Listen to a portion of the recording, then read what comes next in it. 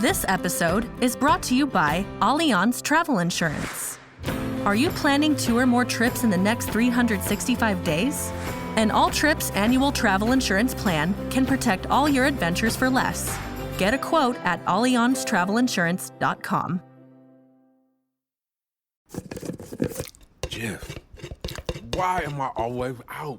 Ludicrous, did you say play rollout? What? No, Jeff, order more. Finding directions to nearest diamond store. Shop for Jeff. Hip-hop for kids? Buy Jeff peanut butter. Got it. Adding Jif to your cart. Yeah, now we're talking. Jif peanut butter. It's that Jiffing good Ludacris confused his voice assistant for it. Introducing Wondersuite from Bluehost.com. Website creation is hard.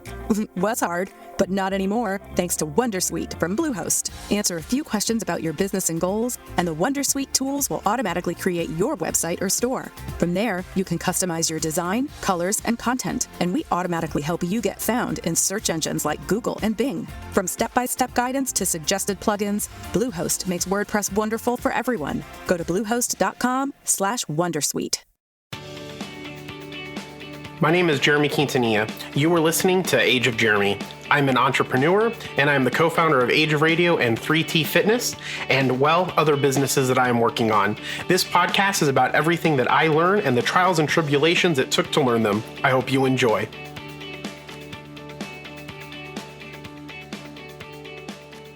Welcome to the Age of Jeremy. Before we get started, please make sure to subscribe to this podcast. Also, make sure to follow me on Instagram at Age of Jeremy, where you can get some investment news from the leader in financial education, investments, accounting, taxes, and business advice. And if I'm not the leader yet, I will be soon. Also, follow our podcast network, The Age of Radioverse, on Instagram at Age of Radioverse.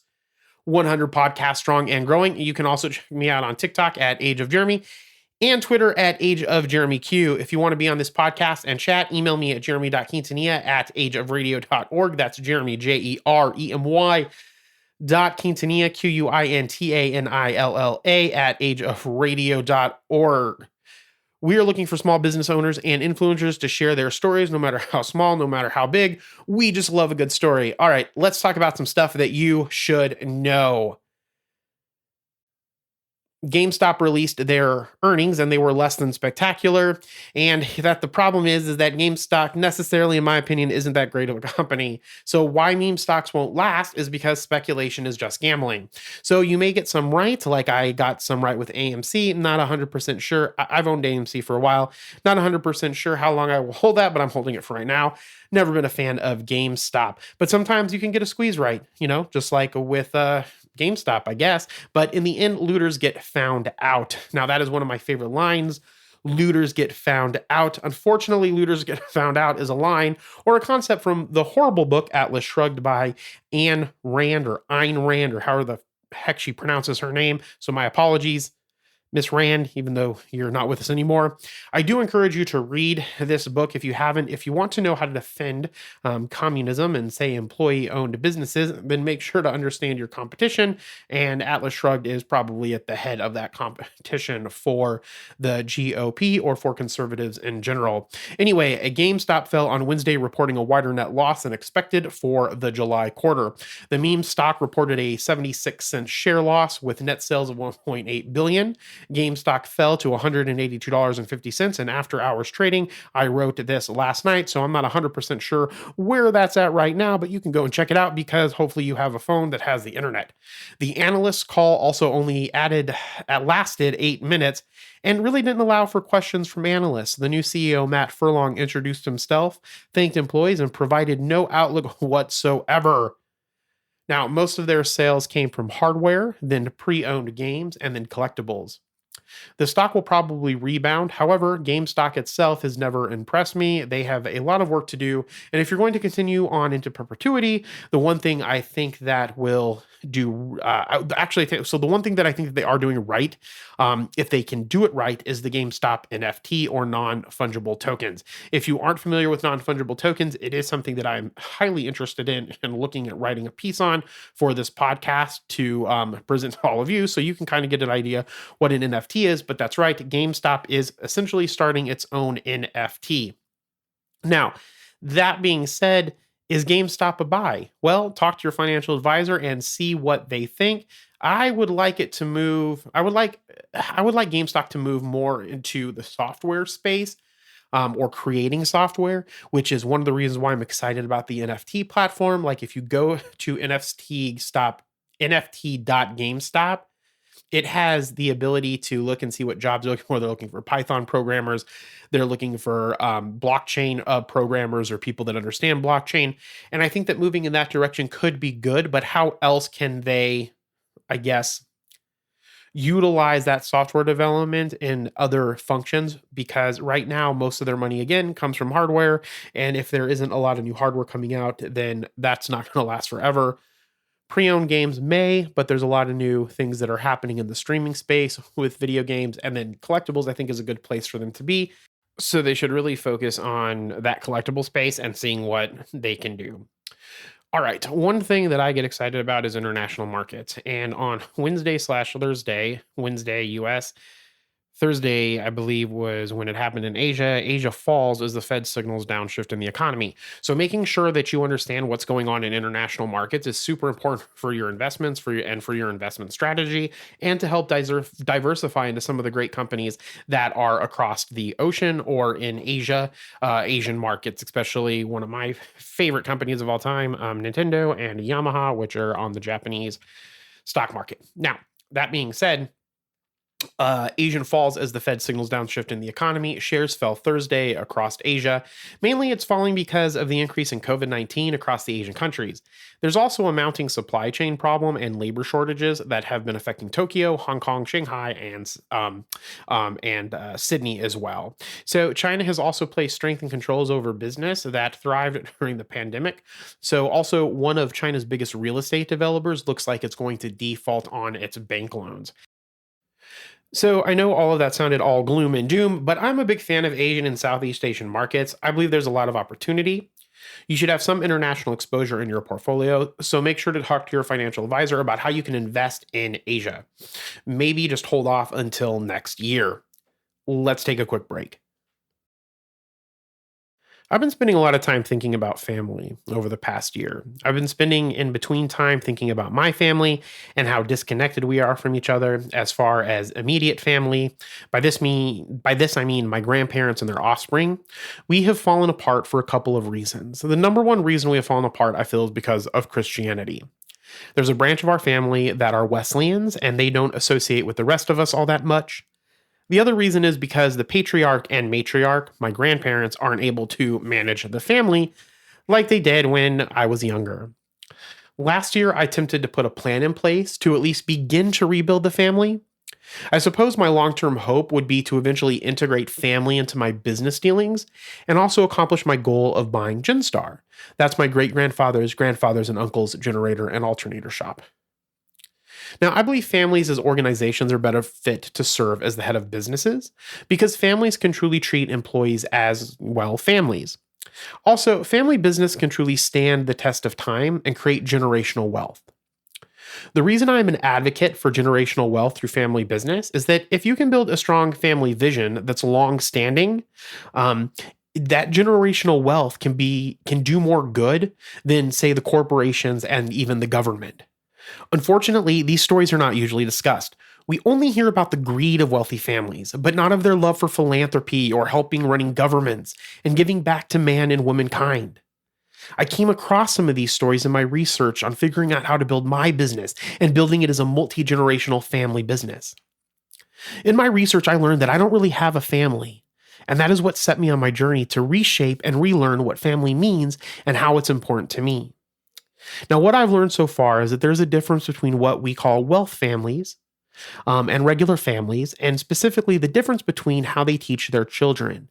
What I find more saddening is that non-wealthy families don't even have the ability to acquire the knowledge and the resources that are available to wealthy individuals.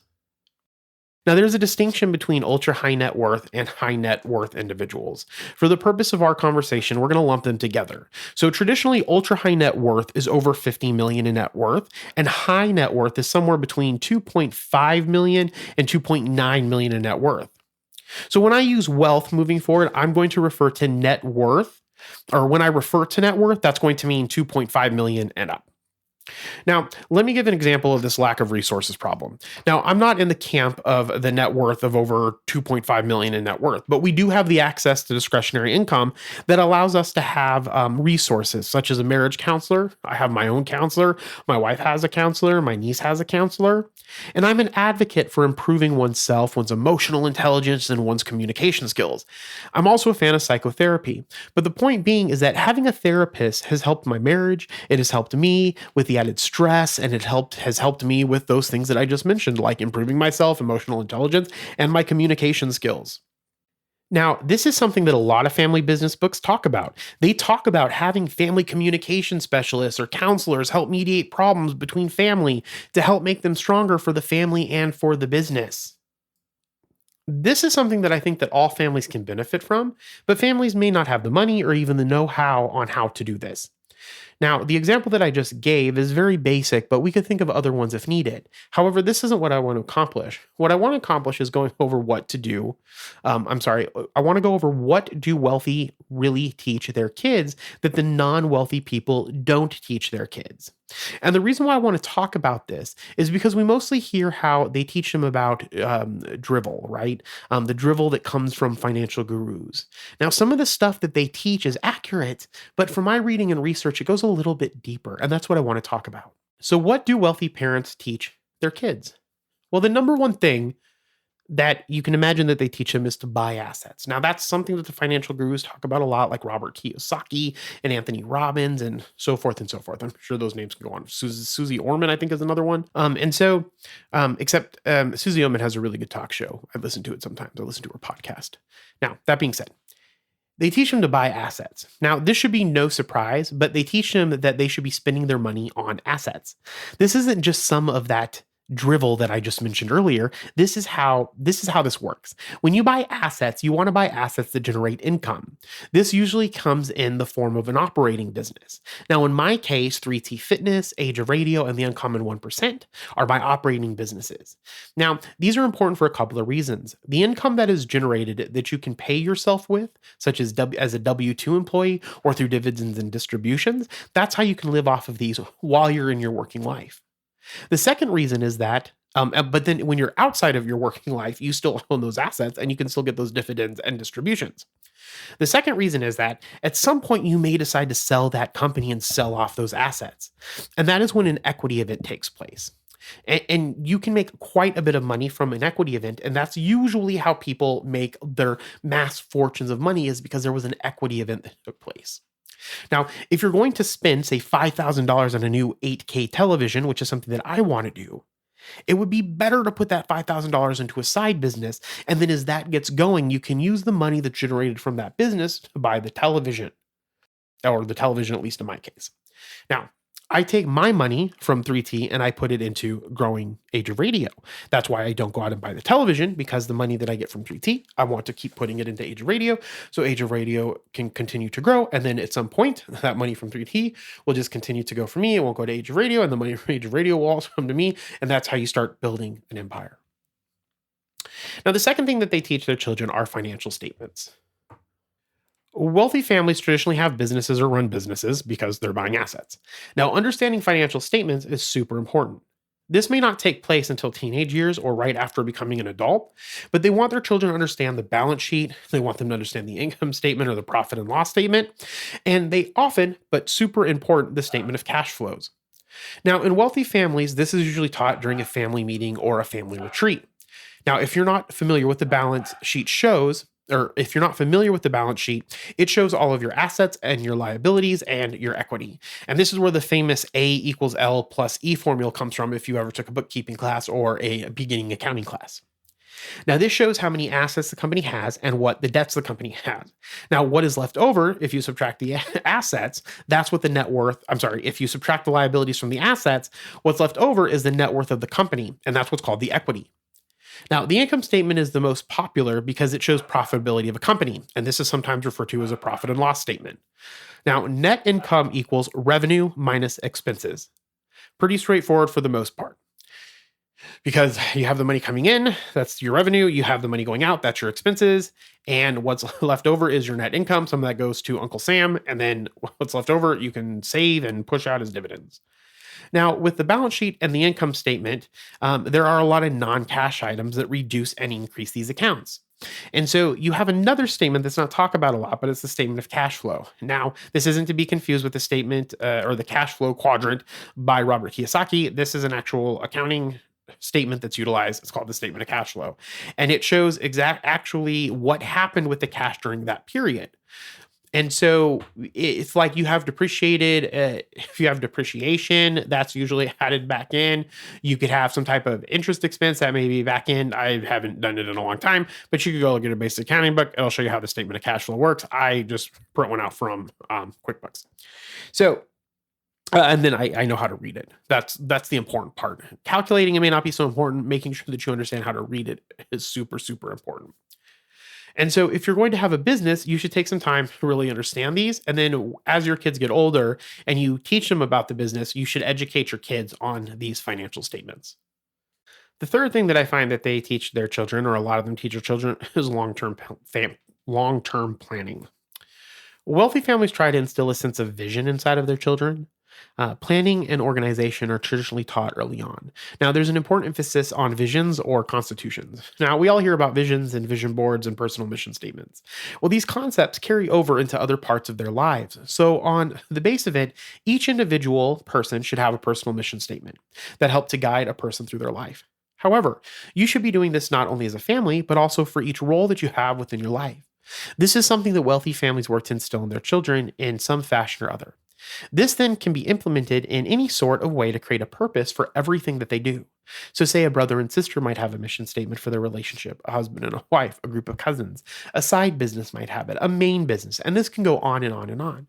And not only does this help with each person's life and their relationships, it teaches the children this really early on. And when they become part of a family business or go out and start their own business or become part of another business, they have a better sense of how to create a mission or vision for whatever department that they're running or that they're a part of, or a mission for what they're trying to accomplish within that area of the business that they're a part of. The fourth one is not really talked about a lot. I talk about it a lot, and the stuff that I look at talks about it a lot, but they teach them a lot about governance. Now, governance comes in a lot of different ways, but it manifests itself early on in these families. Now, in a family business where the family business grows, what usually happens is that whether or not their owners are operators within the business, they usually sit on some type of board of directors. Now, being on a board requires the ability to create a vision and a strategic plan for the future of the business. And this is why the long-term planning is so important, and the visions. Now, what also happens is that as family businesses grow and owners have ownership as shareholders without being on a board or operator position, they need to understand the business. Now, families build these things called family councils to govern the family. The council will help with the council helps like mend relationships, plan the education of the family, how to keep the family close, and so forth.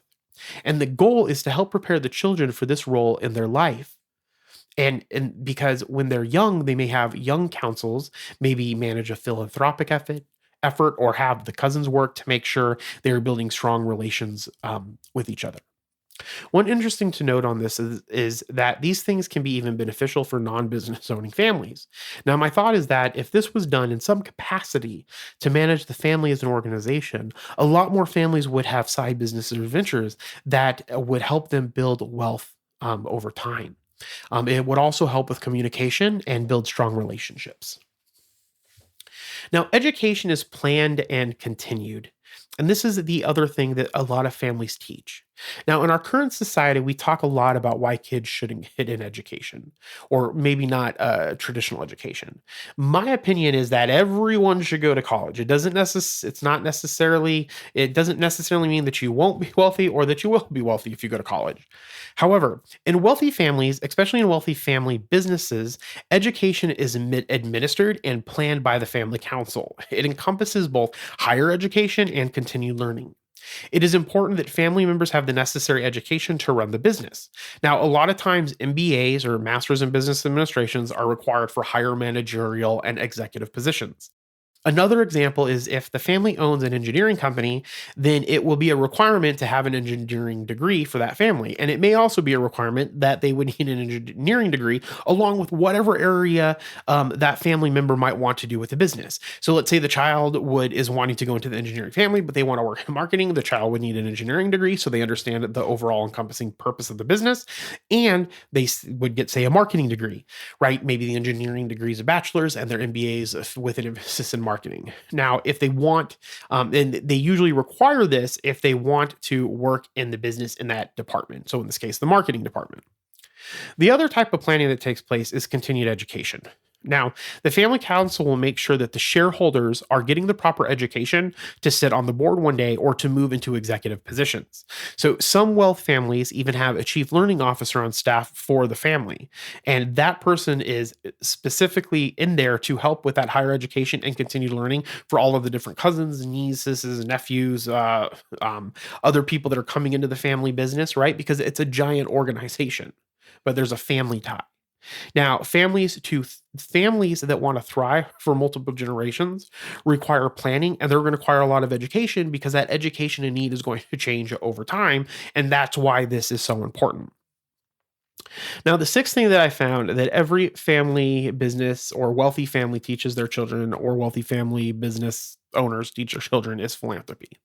And this should be no surprise. This one's talked about a lot. Wealthy people tend to be the most philanthropic because most of them, not the stuff that we always see on the TV, most of them are grateful for what they have and where they're at in their life.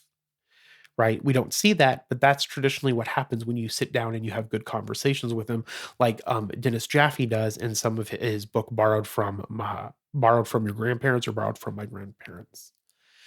So if you go looking for these stories, you will find them. Now, wealthy families love to give to the things that they believe in, and this is what shapes the world. Now, unfortunately, this is what shapes the world. So if you want to change the world, one of the best ways to do it is by building up a family business and getting large enough money so that then you can give the money to the things that you want to see change within the world, right? And wealthy families, they teach this to their children early on. Now, there are wonderful stories that you can find of wealthy families that have their children get a budget, and they work together to come to a conclusion on where to give that money. So they'll start a little young family council, maybe the 13-year-olds to 18-year-olds.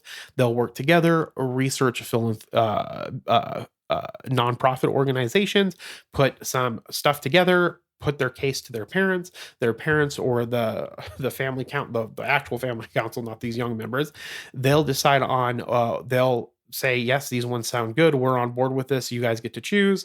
Or they'll have to explain to them why they're going to give this money to this nonprofit. And that is a great way to not only give back to the community, but get cousins and brothers and sisters to work together in a business type fashion. So if you go looking for these things in books, you will find them. Now, a lot of time we only think of wealthy families only teaching their kids about money. And as I've just mentioned, there are other things that they teach them besides money.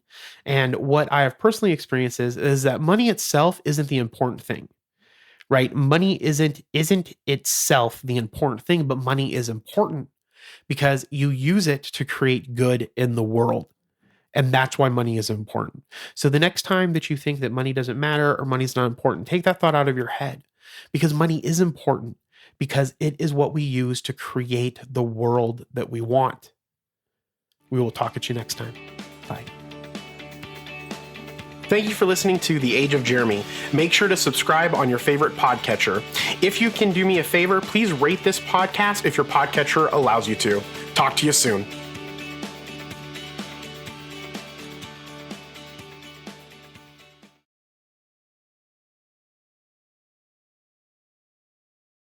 Okay, everybody, it's Michael E. Cullen II. And I'm Sesame and Carta from the All Too Real 2 podcast. We're passionate about movies, TV, and pretty much all things pop culture. Dive into the chaos of failed sitcoms, direct-to-video sequels, and the quirky realms of cinema and TV. Join us every Thursday for your dose of All Too Real 2 entertainment. We'll guide you through debates like whether Howard the Duck qualifies as a superhero. Ponder if Larry the Cable Guy could be the new Rock or Schwarzenegger. Discover if some shows and movies movies should have stayed in the cutting room. Ever heard of a sitcom featuring that dictator with the funny mustache? Well, we watched it. We're dedicated to unraveling the peculiarities of pop culture, sometimes with awesome guests. So, if you're into the eccentric world of pop culture, Listen and subscribe to All Too Real 2 available wherever you find podcasts and on Age of Radio.